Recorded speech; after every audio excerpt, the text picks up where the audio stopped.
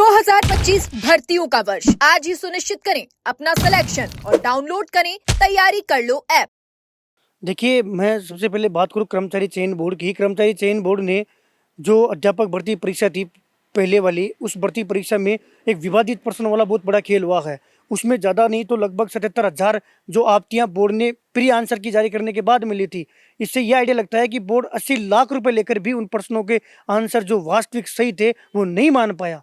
जो तत्कालीन उस समय अध्यक्ष थे, उन अध्यक्ष साहब ने और कई लोग ऐसे थे जिससे मिली भगत करके आनन फानन में इसका परिणाम जारी कर दिया, जिससे ये हुआ कि जो चयनित साथी हैं, जो अब ये अपने आप को असुरक्षित मानकर बैठे हुए हैं, वो तनाव की स्थिति में गुजर रहे हैं। पिछले 1 साल से वो इतने परेशान हैं, क्योंकि जब से माननीय बोर्ड अध्यक्ष आलोक राज ने कहा है कि हम जो पुनः परिणाम जारी करेंगे, और जो 18% है, वो 18% जिसको हमारे ही बोर्ड के कर्मचारियों ने गलत माना, हमारे ही बोर्ड के अध्यक्ष साहब ने आनंद पन्ने में रिजल्ट निकाल दिया, अब उनको हम सही कर रहे हैं। अब स्वाभाविक बात है, सही होंगे तो कुछ जो वो वास्तविक जिनका चयन होना था वो अंदर आएंगे, और जो अंदर पहले से हैं उनकी भी कोई गलती नहीं, उनको भी पीड़ा मिलेगी। अब इसका एक ही समाधान है, शैडो पोस्ट।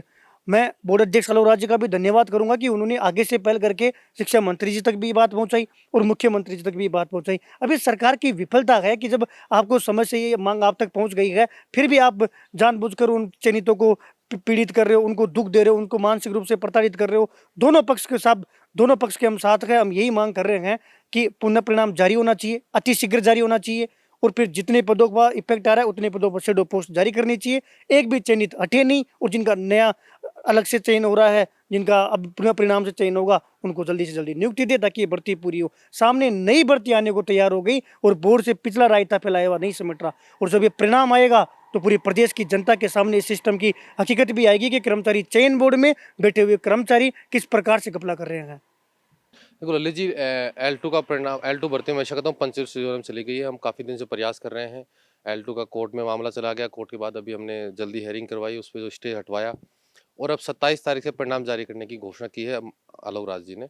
और कल इसको लेकर मैं बोर्ड भी जाऊंगा और उनसे बात करूंगा कि 27 तारीख को आप परिणाम जारी करना शुरू करें, क्योंकि श्री गणेश होगा तभी परिणाम आएगा।